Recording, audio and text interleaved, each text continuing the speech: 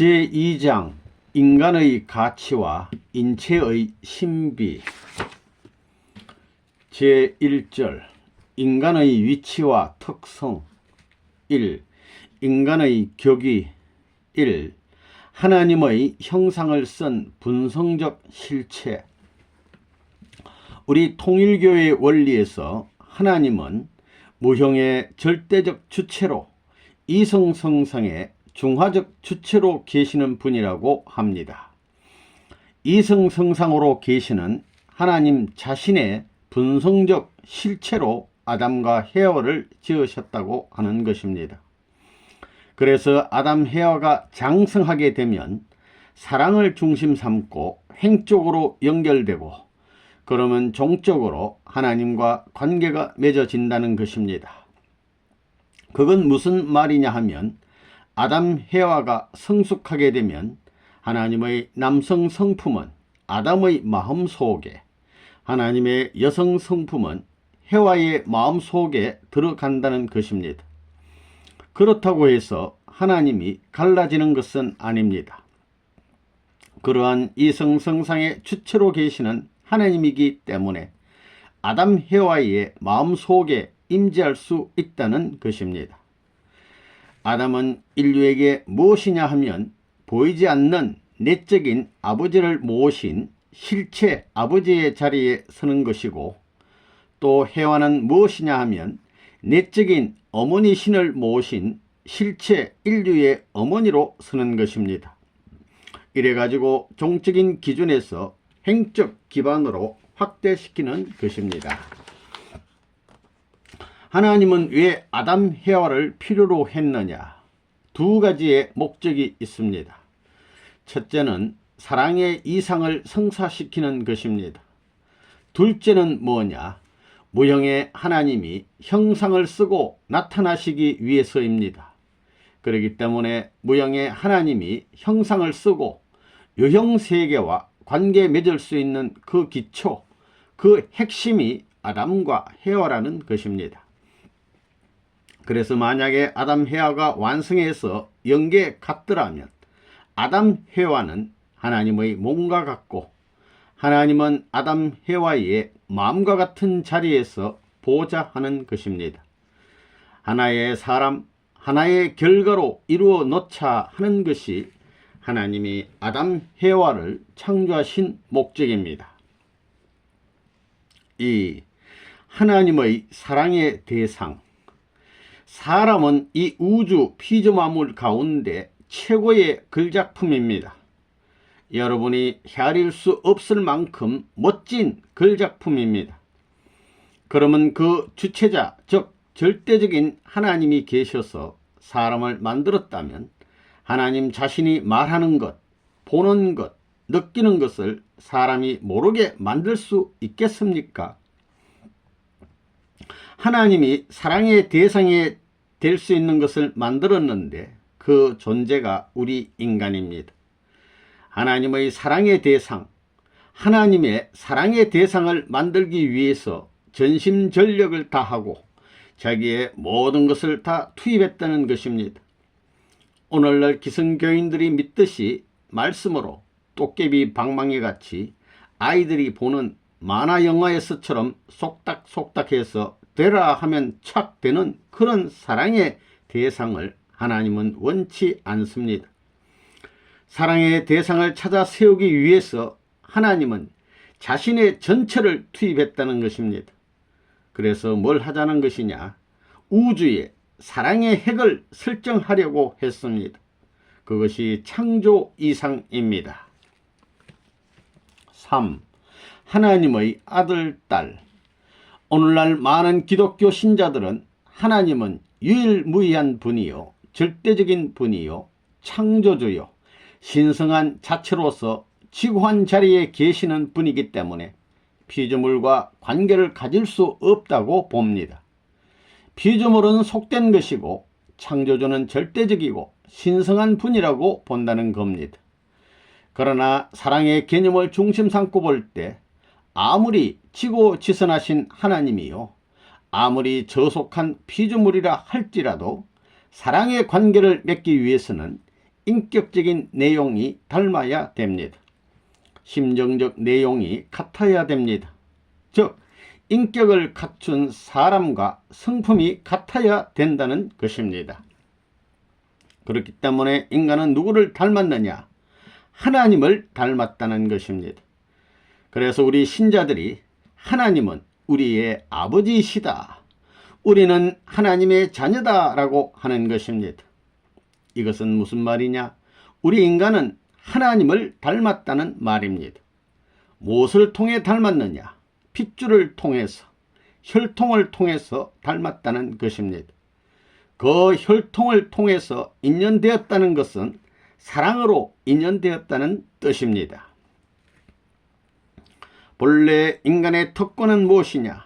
인간은 누구를 막론하고 천상 왕국 세계에서 황태자로 태어날 수 있는 권위를 가졌고 공주로 태어날 수 있는 권위를 가졌습니다. 그것이 인간의 가치입니다. 그것이 본래 인간의 권위입니다. 인간의 소원이 무엇이냐?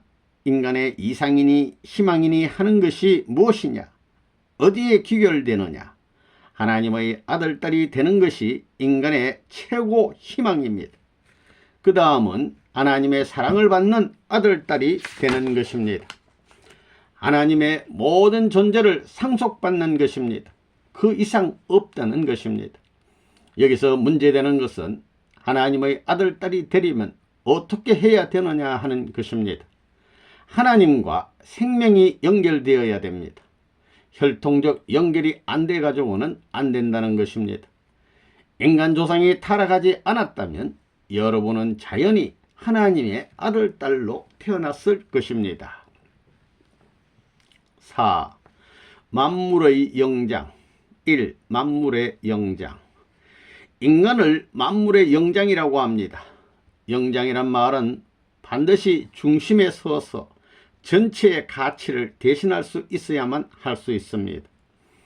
잘난 사람이든 못난 사람이든 사람에게는 세계적인 중심이 되려고 하는 욕망이 있습니다.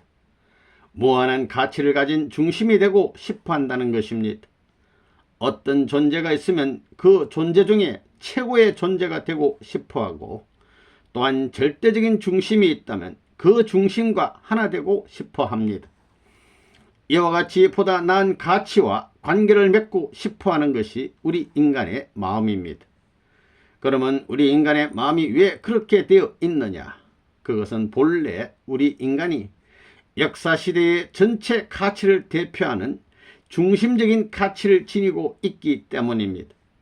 이것을 타락한 인간 세계에서 느끼고 있다는 것입니다. 하나님이 인간을 만물의 영장으로 세울 때는 하늘 땅의 모든 환경을 대표한 그 센터로 세웠겠느냐? 그렇지 않으면 한 부분으로 세웠겠느냐? 센터로 세웠습니다. 그렇기 때문에 모든 사람은 우주의 중심이 되겠다고 주장할 수 있는 자주권을 갖고 있는 것입니다. 그건 원숭이 세계라든가 사자 세계, 호랑이 세계는 없습니다. 사람 세계에만 있습니다. 만물의 영장이란 말은 무슨 말이냐? 만물의 영장이 누구냐? 오늘날 사람이라고 말하고 있지만 만물의 근본된 영장은 하나님입니다. 인간에겐 그 영이 있습니다. 인간은 그 영 중에 장이기 때문에 결국 하나님과 직결시켜서 영장이라고 하는 것입니다. 만물의 영장은 인간 자체만으로는 될 수 없습니다. 인간도 피조물인데 어떻게 만물의 영장이 되느냐는 것입니다. 피조물이라는 상대적 결과체입니다. 피조물만 되어서는 원인을 통할 수 없고 원인을 점령할 수 없습니다. 피조물은 원인으로 말미암아 점령당하게 되어 있습니다. 여러분은 결과적 존재임이 틀림없습니다. 영장의 장은 영 가운데 중심이라는 말입니다. 이 말은 본래 하나님과 인간이 하나된 관계를 두고 하는 말인 것을 여러분이 알아야 됩니다. 이 동물과 인간이 다른 점. 동물과 인간이 다른 게 뭐냐? 먹는 것도 마찬가지요. 자는 것도 마찬가지입니다. 옷 입고 이런 것에서는 다르지만 마찬가지라는 것입니다. 눈, 코의 생김새, 구조로 보면 별반 차이가 없습니다. 그러면 사람 가운데 귀한 사람은 어떤 사람이냐? 몸뚱이 가지고 눈, 코 가지고 생활하는 것을 중심 삼고 귀하다고 하는 겁니까? 무엇을 가지고 귀하다고 하는 것이냐 이겁니다. 인간은 영과 육이 합해져 하나의 사람이 되어 있다는 것입니다. 그런데 육적인 생활, 육을 가지고 사는 생활은 동물적인 생활과 별 차이가 없습니다. 먹고 자고 또 먹이를 위해서 활동하는 것은 마찬가지입니다. 동물과 무엇이 다르냐 이겁니다. 그러면 인간이 동물과 무엇이 다르냐? 그것이 이 우주 세계에서 다른 가치를 갖게 하는 귀한 가치를 갖게 하는 것이 될 것이라는 것을 추리할 수 있습니다. 귀한 사람은 육적인 사람이 아니라 영적인 사람입니다. 영적인 편이 귀하다는 것은 육적 편과 다르다는 것입니다. 달라야 된다 이겁니다. 영적인 것이 높다면 육적인 것은 낮다는 것입니다. 영적인 것이 낮다면 육적인 것은 높다는 것입니다. 원숭이와 사람은 근본이 다릅니다. 원숭이는 그저 먹고 자고 새끼 낳는 것이 제일입니다. 원숭이가 고향에 어머니 아버지 보고 싶어서 웁니까? 원숭이가 형님을 염려하고 혹은 부모를 위해서 죽으려고 합니까? 하지만 사람은 그렇게 합니다. 종자가 다릅니다. 그리고 원숭이들이 모여 앉아서 조상이 뭘 어떻게 했고 신이 있느니 없느니 하면서 의논할 줄 압니까? 영계가 있다는 것을 생각이나 합니까? 이 우주가 평화의 세계가 되고 하나의 세계가 되고 사랑의 꽃동산이 된다는 것을 꿈이나 꿉니까? 그런 원숭이가 진화해 인간이 되었다고 하는 사람들은 개나 돼지와 같은 패들입니다. 사람과는 종자가 다르다는 것입니다. 사람은 자기를 중심 삼은 것이 아니라 남을 중심 삼고 보다 큰 것을 중심 삼고 소망하면서 살게 되어 있지 자기보다 낮은 것을 소망하면서 살게 되어 있지 않다는 겁니다. 차원이 다르다는 것입니다. 인간은 인간이 생겨날 때부터 신을 숭상해 왔습니다. 신을 숭상하지 않은 종족이 없습니다. 신을 생각하고 우리 인간이 보다 나을 수 있는 우주를 생각하면서 나왔다는 겁니다.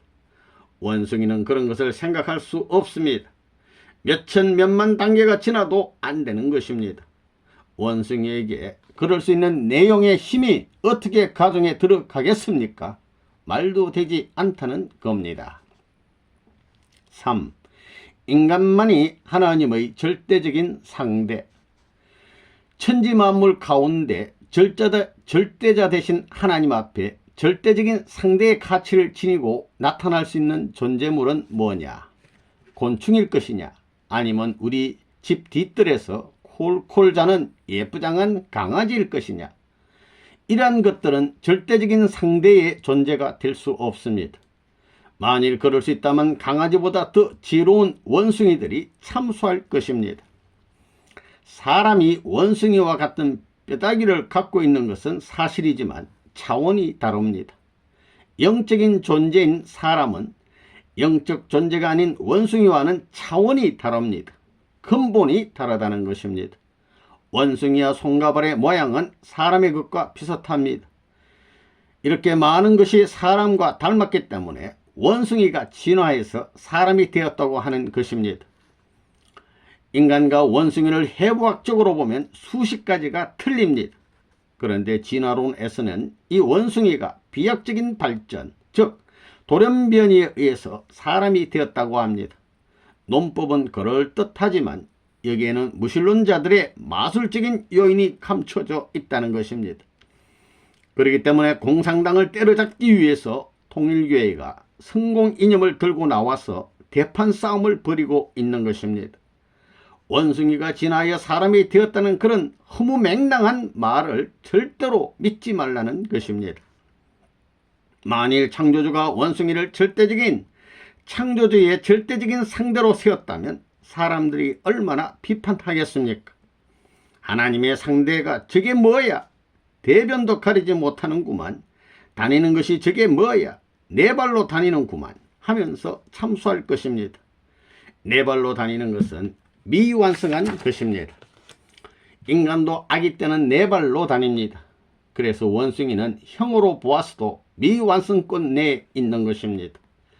사람은 네 발로 다니지 않습니다. 사람은 두 발로 다닙니다. 그것은 벌써 원숭이보다는 입체적인 안전성을 갖고 있다는 것입니다. 또 사람은 하늘과 땅의 연락기관입니다. 곡선이 아닌 직선으로 왔다 갔다 할 수 있습니다. 그렇기 때문에 하나님과 통할 수 있는 내용이 있다는 것입니다. 4. 사람이 서서 다니는 이유. 동물들은 전부 다 네 발로 다니는데 사람은 왜 서서 다니느냐? 종적인 대표자이기 때문입니다. 피조물 가운데 사람만이 설 수 있는 동물이기 때문에 하나님을 알게 되어 있고 무한히 높은 수직 세계와 무한히 낮은 수직 이하의 세계를 생각하게 되어 있습니다. 그렇기 때문에 서서 다니는 동물의 권위를 상실하지 말아야 됩니다. 나무가 서 있기 때문에 나무의 순이 태양빛을 향하기 때문에 그 나무가 서 있는 가치가 드러나는 것입니다. 사람이 서서 다니는 것은 하나님의 사랑의 빛을 흠모하기 때문에 가치가 있다는 겁니다. 여러분은 높은 사람이 되려고 할 것입니다. 비조세계에서 움직이는 것 가운데 서서 다니는 것은 사람밖에 없습니다. 왜 인간은 서서 다니느냐? 그것은 벌써 모든 표준이 종적인 것으로 되어 있다는 것입니다. 비조세계의 모든 행적 90도를 중심 삼고 얼마의 각도를 가졌느냐에 따라서 그 가치의 기준이 달라집니다. 2. 피조세계에 있어서 인간의 위치. 1. 두 세계의 주관자. 인간은 두 세계를 주관해야 합니다. 천상세계 하나님과 지상에 있는 나, 하나님과 나는 양손으로 톱을 붙들고 있는 관계입니다. 박통 같은 세상을 쪼개자는 것입니다. 그러한 일이 어렵습니다. 톱날이 다 떨어져야 한다는 것입니다. 2. 화동의 중심체. 인간은 화동의 중심체입니다. 그런데 화동하기 위해서는 절대적인 중심 기준이 결정되어 있어야 합니다. 여러 사람이 박자를 맞추려면 지휘자를 중심으로 상하 관계가 잘 연결되어야 하는 것과 마찬가지입니다. 이 우주의 화동의 중심체가 인간이라는 것을 우리는 원리를 통하여 배웠습니다. 이러한 인간은 절대적 기준과 일치된 자리에 있기 때문에 그 인간이 머무는 곳에 우주가 머무는 것이요, 존재 세계가 그를 중심 삼고 작용하는 것입니다. 그리고 그 작용으로 말미암아 존재 세계에 힘이 생겨나는 것입니다. 이 우주에서 하나님이 웃고 싶어서 땅하고 연락하려면 사람을 통해야 되고, 땅이 웃고 싶어서 하나님께 연락하려면 사람을 통해야 됩니다. 사람을 통해야 된다는 것입니다. 이 말은 무슨 말이냐? 사람이 돌아가면 하나님도 돌아가고, 사람이 돌아가면 우주도 돌아간다는 것입니다. 사람이 안 돌면 하나님 돌지 못하고 우주도 왔다 갔다 한다는 말입니다. 우주의 중심은 무엇인가? 그것은 사람이 될 수 없습니다. 우주의 중심은 창조주이신 하나님, 즉 절대적인 실체가 중심이 되어야 된다는 것입니다. 그 절대적인 중심의 요소와 일치된 내용을 지닌 존재가 그 중심에 가까이 설 수 있습니다. 다시 말해서 그 내용에 일치되는 요소를 갖추어서 심정적인 일치냐, 사정적인 일치냐, 소망적인 일치냐 하는 문제를 중심 삼고 거기에 100% 일치되면 그 중심에 가까운 자리에 서는 것입니다. 3. 대우주의 축소체. 사람은 대우주의 축소체입니다. 여러분이 소우주입니다. 대우주는 피조세계입니다. 대우주의 원천은 힘의 원천입니다. 작용의 힘의 원천이 뭐냐? 하나님입니다. 나는 대우주 앞에 선 하나의 소우주로서 대우주의 끊임없는 힘의 원천이 되는 그 힘이 내 마음에 들어옴으로써 이 대우주와 상응적인 상대의 가치를 지니고 있는 것입니다. 그렇기 때문에 인간은 우주의 꽃이라는 것입니다. 하나의 나무로 비유하면 대우주라는 큰 묘목 가운데 인간은 나라는 하나의 꽃과 같다는 것입니다. 수술과 암술 사이에 원칙적 조화의 작용이 벌어지는 것과 마찬가지로 남자 여자가 우주의 꽃으로 피어서 향기를 풍기는 때가 사춘기 시절입니다. 사람은 어떤 존재냐? 사람은 나 혼자가 아닙니다. 우주 공동의 인연을 종합한 결실체로 나타난 것이 인간입니다. 이런 인간에게는 만물의 종합상이 다 들어가 있는 것이요, 우리의 선조로부터 이어받은 수많은 선조들의 모든 소성들이 전부 다 투입된 것입니다. 김아무개 하면 그 아무개 하나가 아니라는 것입니다.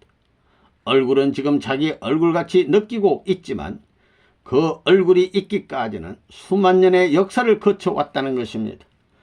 수만 년에 걸쳐서 선조들의 피를 이어받아 가지고 그렇게 생겨난 것입니다. 기적적인 실체라는 것입니다. 그것뿐만이 아니라 그 배후에는 하늘의 인연이 따라왔기 때문에 그가 남았다는 것입니다. 하늘의 인연을 두고 볼 때 무한한 곡절의 인연을 거쳐 오늘날 자기를 이루어 놨다는 것입니다. 3. 인간의 형. 1. 사람의 구분. 육적 인간은 동물적 인간이고 영적 인간은 정신적 인간입니다. 인간을 두 종류로 나누면 동물적 인간, 정신적 인간입니다. 동물적 인간은 무가치한 것이고 정신적 인간은 유가치한 겁니다. 질로 보면 무엇이 다른 것이냐 이겁니다. 동물적 인간은 자기를 위주해서 사는 사람이요, 정신적 인간은 전체를 위하는 사람입니다. 이 땅 위에는 세 종류의 사람이 살고 있습니다. 몸뚱이가 하자는 대로 사는 사람, 마음이 하자는 대로 사는 사람, 그 다음엔 하나님의 마음과 하나님의 몸이 하나 되어 있는 거기에 몸과 마음이 일치될 수 있는 사람, 이렇게 세 종류의 사람이 있습니다.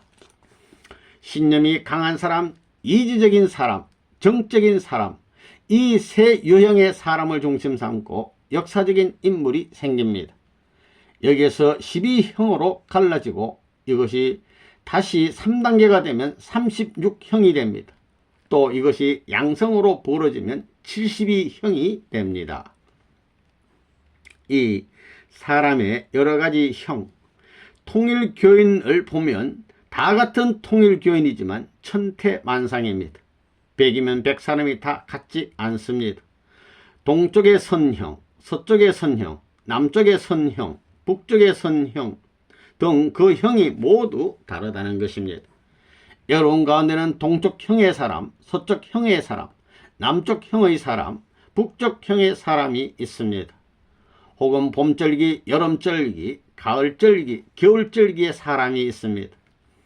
얼음처럼 냉정하게 꽁꽁 얼어붙은 형이 있는가 하면 그저 보기만 해도 좋은 형이 있는 것입니다. 언제든지 늠름하고 언제든지 뻗어나갈 수 있는 형은 여름절기 형입니다. 후딱 올라갔다가 후딱 내려오는 형은 가을절기 형입니다. 여러분 각자는 지금 어느 절기에 해당하는지를 알아야 됩니다. 자기의 기질을 생각해 보면 자기가 봄절기에 해당하는지, 여름절기에 해당하는지, 가을절기에 해당하는지, 겨울절기에 해당하는지를 알 수 있습니다. 인간적으로 아름답고 정적인 면에서 아주 포근하여 무엇이든 잘 흡수하는 사람은 봄절기에 해당합니다. 또 아주 정이 많고 눈물이 많은 사람은 여름절기에 해당하고, 쌀쌀하고 깨끗이 생기고 흠잡을 데가 없는 사람은 가을절기에 해당합니다.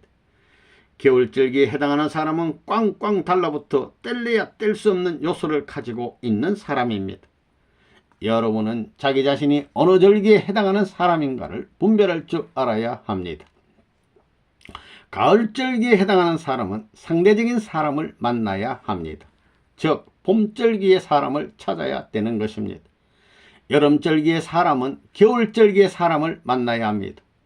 너무 뜨거워 걱정이 되는 사람은 차가운 사람을 만나서 식혀야 되는 것입니다.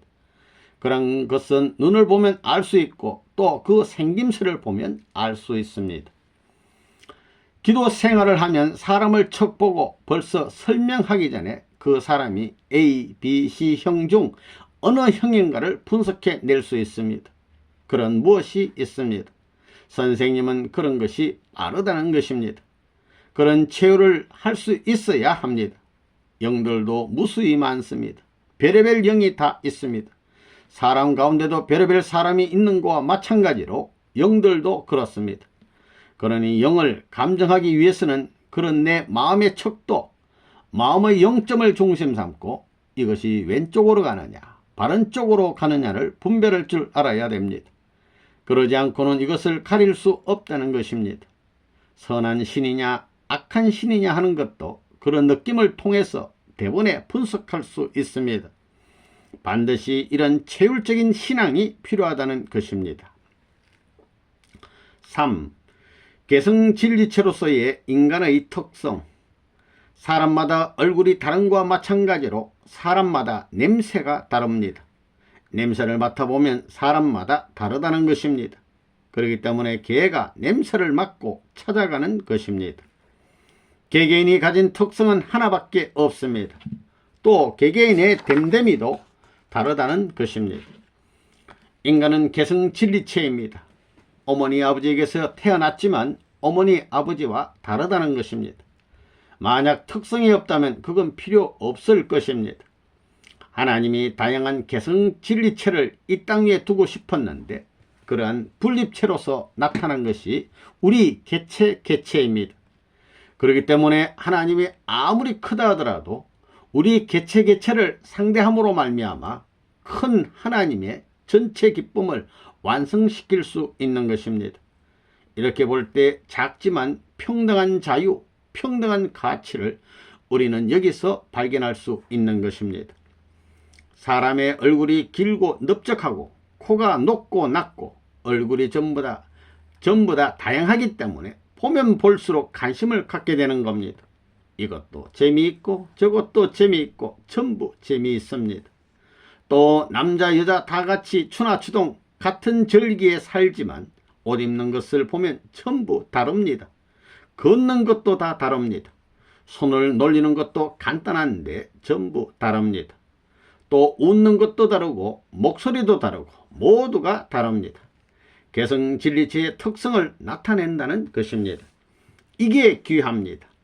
얼굴을 가만히 보면 눈, 코, 귀, 입 이 네 가지가 있는데 세계 전 인류를 갖다 맞춰도 하나도 같지 않습니다.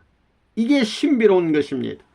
개성진리체가 즐거워할 수 있는 천국이라 하면 천국 가운데는 개성적인 인간들이 들어가 살기 때문에 그 모든 인간들의 조화된 그 자체가 이상형으로 나타나는 곳입니다. 4. 인간의 특성. 1. 사람은 귀하다. 만물의 세계를 보면 반드시 기원이 있습니다. 기원이 있어야 되는 것입니다. 그 기원은 무엇이 중심이었느냐, 그리고 강물세계, 식물세계, 동물세계 중에서 어떤 것이 먼저냐 하는 것도 중요한 문제입니다. 만물지중 유인책이라고 하였는데 사람이 가장 귀하다면 귀하다는 것을 누가 결정했느냐, 만물 중에 오직 사람만이 귀하다는 결정을 누가 했느냐 이겁니다. 그러면 식물 자체들은 귀하지 않다는 말이냐? 물론 귀하지만 그 가운데 최고 가치의 내용을 가진 것이 인간이라는 것입니다. 그러면 그 귀하다는 말은 인간의 일평생을 두고 한 말이 아닙니다. 인간이 선조로부터 이어받은 혈족을 통해 이어 나오기 때문에 우리 조상들도 그렇다는 것입니다. 또 앞으로 태어날 후손도 그렇습니다. 그것을 누가 정했느냐 이겁니다. 그러면 인간이 귀하다, 저 사람은 귀한 사람이다 할 때 그걸 누가 결정하느냐 이겁니다. 우리 자신이 아니라 동기가 될 수 있고 권원이 될 수 있는 그런 중심자, 어떤 주인이 결정했다면 그것은 인정할 수 있습니다. 그렇지만 우리가 결정했다고 한다면 우리라는 자체가 오늘의 내 생활에서 가야 할 방향도 모르는 사람인데 그걸 만들 수 있겠느냐는 것입니다. 또 지금 세상에 사는 사람이 이렇게 태어나서 그저 동물과 같이 이렇게 살다가 가는 것이 인생의 전부라고 생각하고 사는 이런 입장에 있는 인간으로서 만물 중에서 인간이 제일 귀하다고 결정했다면 그것을 믿을 수 있겠느냐는 것입니다. 자신을 믿을 수 없는 이런 입장에 있는 그 자신이 자기가 귀한 자리에 있다고 결정했댔자 그것이 만우주에 공인된 사실로서 보편화될 수 없다 이겁니다. 그러면 누가 결정해야 되느냐? 이 모든 것을 있게 한 어떤 원인적인 존재가 있다면 그가 정해야 됩니다. 강물 세계를 보면 무한한 원소들이 서로 엮어져 있습니다.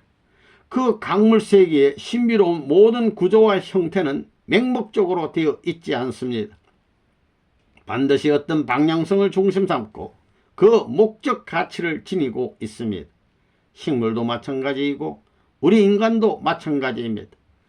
모든 것을 이렇게 있게 한 주인이 계시다면 그 주인이 너는 내가 지은 만물 가운데서 제일 귀하다라고 하면 그것은 전체가 공인할 수 있습니다. 그러려면 내 자신이 귀하다고 공인할 수 있는 어떤 근원적인 존재와 관계가 있어야 됩니다.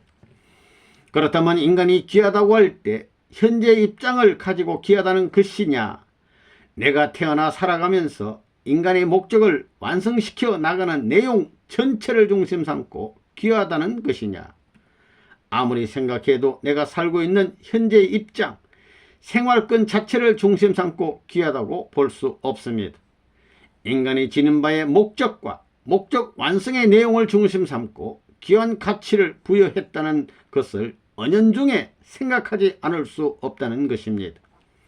그런 입장에서 볼 때 내가 무엇이냐, 인간들이 귀하기를 바라는 내가 무엇이냐, 그 귀하기를 바라는 것을 측정할 수 있는 기준을 중심 삼고 그것이 어떤 권한이 되어가지고 어떤 과정을 거쳐서 목적지까지 가는 그 비준을 맞추고 난 후에야 그것이 귀하다고 하는 가치의 결정이 가능한 것입니다. 그 목적을 달성하지 못한 과정에서는 내가 아직까지 귀하다는 자리에 미치지 못한 것으로 생각해야 된다는 겁니다. 그래서 인간이 완성해야 된다고 하는 것입니다. 사람이 뭐가 귀합니까? 동물보다 사람이 나은 것은 하나님과 사랑을 하자고 할 수 있는 자격이 있다는 겁니다. 그래서 귀하다는 것입니다. 인간에게 가장 귀한 것이 뭐냐? 인간이 절대적으로 알아야 할 것은 권원입니다. 권원을 알아야 된다는 것입니다. 하나님을 확실히 알고 자기 부모를 확실히 알고 자기 남편을 확실히 알고 자기 자식을 확실히 알고 자기 형제를 확실히 알게 됩니다. 그 다음에는 형제가 앞으로 살아갈 수 있는 국가를 확실히 알면 다 끝납니다. 그것이 제일이 그것입니다. 그 무엇을 주고도 바꿀 수 없는 가장 귀한 것을 갖고 있으면서 귀한 줄 모르고 사는 사람이었다는 것입니다. 그런 사람은 무식한 사람이요 망할 사람입니다. 이 인간의 본성. 인간의 본성은 무엇을 찾고 있느냐? 귀한 것을 찾고 있습니다. 귀한 것은 어디서 찾아야 되느냐? 변하는 데서는 귀한 것을 찾을 수 없습니다. 변하는 것은 귀한 것과 상관이 없습니다. 귀한 것은 변하지 않는 곳에 있는 것, 변할 줄을 모르는 것입니다. 왜 그래야 되느냐? 우리 인간 본성 자체가 변하지 않기 때문입니다. 우리 인간의 본성은 절대 변하지 않는 소성에 있어서 그 소성이 바라는 대로 절대 변하지 않는 가치를 찾아가려고 한다는 것입니다. 그렇기 때문에 사람은 오늘보다 내일 더 가치 있는 것, 더 좋은 것을 찾고 모레는 더 좋은 것이 있을 것이라는 희망을 지니고 삽니다. 젊었을 때는 고생하지만 중년에 가서 틀림없이 행복할 것이라는 희망이 있어야 살맛이 있고 없더라도 억지로라도 만들어야 살 수 있습니다. 그거나 뭐 없다면 살 수 없다는 것입니다. 자기가 무엇을 정성을 다해 만들었는데도 생각한 대로 안 되었을 때는 기분이 나쁩니다. 그렇지만 만들고 보니 생각한 것보다 더 좋은 것이 되었을 때 그것을 보고 기분 나빠할 사람은 없습니다. 그렇게 잘 만들어진 것은 잠을 잘 때도 혹은 전쟁이 나서 피난을 갈 때도 품에 넣어 가지고 다니고 어디 가든지 사랑하고 싶습니다. 이것이 우리 인간의 본성입니다. 3. 인간의 정신력. 사람의 정신력이 얼마나 위대한가 하는 것을 알아야 됩니다. 잠을 몇 시간 이상만 자면 피곤하다는 생각을 하지 말라 이겁니다. 피곤해, 8시간 안 자면 피곤해 하는 그런 생각을 접어두라는 것입니다. 사람은 24시간 일해도 피곤하지 않을 수도 있습니다. 밥을 누가 하루 3끼를 꼬박 먹어야 한다고 정했습니까? 하루에 한 끼만 먹어도 됩니다. 하루에 한 끼씩 먹어서 한 400일을 수련시키면 한 끼 먹고도 넉넉히 보통 사람의 배를 일하며 끄떡없는 사람도 도리어 더 건강한 사람을 만들 수 있습니다. 결심을 해야 강한 행동이 나옵니다. 올바른 사상적 골자만 집어넣으면 몸뚱이는 달려가는 겁니다. 4. 인간의 추구와 원. 이 땅 위에 살고 있는 인간들을 보면 그 무엇인가 더 높은 것을 추구하고 있습니다. 오늘도 그렇고 내일도 그럴 것이고 자기가 처해 있는 환경을 넘어서 더 큰 범위의 환경 가운데서 가치 있는 존재로 나타나기를 바라고 있습니다. 인간이나 하나님이 고대하는 것은 무엇인가? 무엇을 추구하느냐? 현실보다 더 낫기를 바란다는 것입니다. 이 시간까지보다도 차후에 찾아오는 그 시간이 더 낫기를 바라고 지금의 입장보다도 앞으로의 입장이 더 낫기를 바라고 있다는 것입니다. 여기에서 신앙이라는 문제가 나오는 겁니다. 사람이 갓 태어났을 때는 전만 알다가 성장하면서 부모를 알게 되고 그 다음엔 자기를 알게 됩니다. 사람의 마음은 항상 최고의 기준까지 올라가려고 합니다. 사람이 좋은 사람을 만나려고 하는 것은 더 좋은 사람을 통하여 하나님을 만나기 위함이요. 더 좋은 사람을 찾는 것도 결국 하나님을 만나기 위함입니다. 그러므로 하나님 앞으로 나아갈 수 있는 길을 찾는 것이 기쁨입니다. 인간이 추구하는 최고의 중심은 절대자와 하나 되는 것입니다. 절대와 상대 가운데서 인간은 무엇을 추구하느냐? 상대적 기준을 넘어 절대자와 하나 되는 것입니다. 그래야 상하 관계가 성립되는 것입니다. 인간은 이렇게 상하 관계의 자리까지 들어가야 합니다. 인간들은 모두가 좋은 데 가고 싶어 합니다. 학생들이라면 학교에 가고 싶어 합니다. 왜 학교에 가려고 하느냐? 높아지려고 그러는 겁니다. 높아져서 뭘 하려고 하느냐? 좋기 위해서입니다. 그러면 좋아지면 어떻게 되느냐? 자꾸 넓어지고 자꾸 높아지면 어디까지 올라가느냐? 인간 세계를 넘어 저 하늘 꼭대기 하나님 계신 곳까지 올라가는 것입니다. 자꾸 올라가면 좋겠지요? 사람의 욕망은 한계가 없습니다.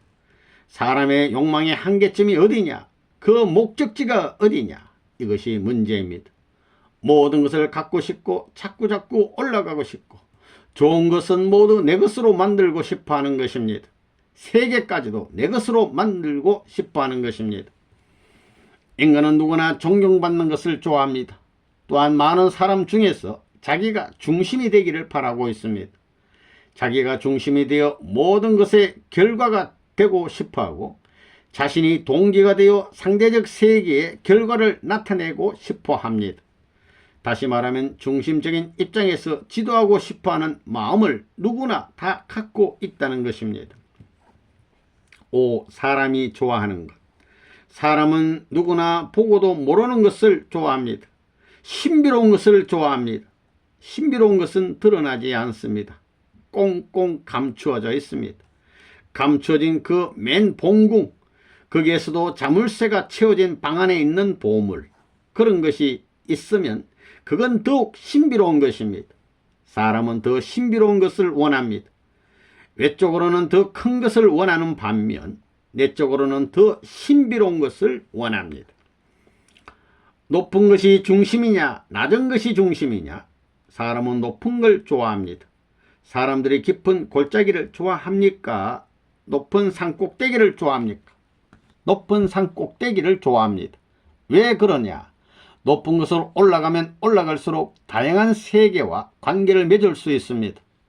높은 곳에 올라가면 모든 것이 눈에 보이기 때문에 상대할 수 있습니다. 그러나 깊은 데 가면 많은 것이 점점 없어진다 이겁니다. 상대했던 게 점점 잘려 없어진다 이겁니다. 모든 사람들이 높은 곳을 좋아하는 것은 다양한 세계와 관계를 맺어 내가 주체적인 입장에서 전체를 관찰할 수 있기 때문입니다. 깊은 곳에서는 그 반대다 이겁니다. 단순해진다는 것입니다. 다양한 관계에서 멀어진다 이겁니다. 그래서 낮은 곳을 싫어합니다. 사람에게 가장 귀한 사람은 높은 이상, 높은 관, 높은 것과 관계를 맺겠다는 사람입니다. 그런 사람이 귀한 사람이다 하는 개념을 여기서 찾아낼 수 있습니다. 그런 관점에서 볼 때 정신 자세가 높은 자리에 있는 사람이 귀한 사람이다 이겁니다. 몸뚱이는 마찬가지지만 정신 자세가 낮은 사람은 천한 사람입니다. 영적인 기준에서 생활하는 사람이 높은 사람이고 육적인 기준에서 생활하는 사람이 낮은 사람입니다. 이렇게 나눌 수 있습니다. 여러분은 나무가 푸른빛을 띠고 있는 것을 좋아하지만 나무 자체는 푸른빛을 매일같이 띠고 있으니 지루하다고 할 것입니다. 노란빛이나 붉은빛을 한번 갖고 싶어 할 것입니다. 그러니까 살아가기를 자기를 위해서가 아니고 모든 자연을 위해서 산다는 것입니다. 그러면 나무가 왜 푸른빛을 가져야 되느냐? 나무가 더울 때 푸른빛이 아닌 붉은빛을 띠고 있으면 어떻겠습니까? 또 그것이 알록달록하면 얼마나 자극을 주고 얼마나 귀찮겠습니까? 그러면 하늘도 푸르고 바다도 푸르고 풀도 푸르고 다 푸르면 어떻게 되겠습니까? 또 노란색이나 다른 색을 띠고 있어도 얼마 안 가서 실증이 납니다. 그렇지만 푸른색은 위로의 색이라는 겁니다. 사람은 왜 푸른색을 좋아하느냐? 이 존재 세계는 좋아하게 되어 있습니다. 그렇기 때문에 흙에는 푸른색이 많다는 것입니다. 그러니까 그 흙으로 지은 내 자신은 푸른색을 좋아합니다. 이론적입니다. 하나님도 그걸 알았기 때문에 공중도 푸르게 바다도 푸르게 만들었습니다. 전부 다 사람을 중심 삼고 이 푸른색과 조화되게 만들었다는 것입니다. 그거 얼마나 멋져요. 6. 사람의 특성. 사람은 생각하는 동물이기 때문에 생각해봐서 자기가 손해보는 일은 절대로 안 합니다. 가만히 비교해봐서 자기에게 이익이 되지 않으면 절대로 행동하지 않습니다. 이익이 되면 행동합니다. 사람은 누구나 잘 되기를 바랍니다. 어떤 사람에게 물어봐도 잘 되기를 바란다는 것입니다. 잘 되는 길을 몰라서 그렇지 잘 되는 길이 있다면 무슨 일이든 할 것입니다. 어느 누구도 망하겠다는 사람은 없습니다. 그러면 어디서부터 잘 되고 싶으냐? 내 친구들 사이에서부터 잘 되면 좋겠다는 것입니다. 이렇게 되는 겁니다. 사람은 현실에서 살고 있지만 미래에 대한 꿈을 갖고 있습니다. 다른 동물과 달리 사람은 미래에 대한 꿈을 지녀야 됩니다. 꿈은 어떤 것이냐? 꿈이란 높고 또 높고 또 높은 것이고 좋고 또 좋고 또 좋은 것입니다. 이것이 꿈입니다. 혹은 미래에 대한 나쁘고 또 나쁜 꿈을 가진 사람은 없습니다.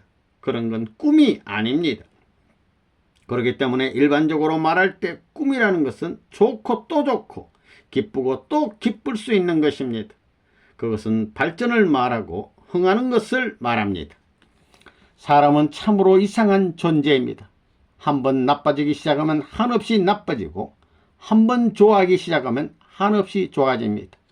또한 극에서 극으로 연락할 수 있고 극에서 극으로 디너미 칠 수 있는 존재가 바로 사람이라는 것입니다.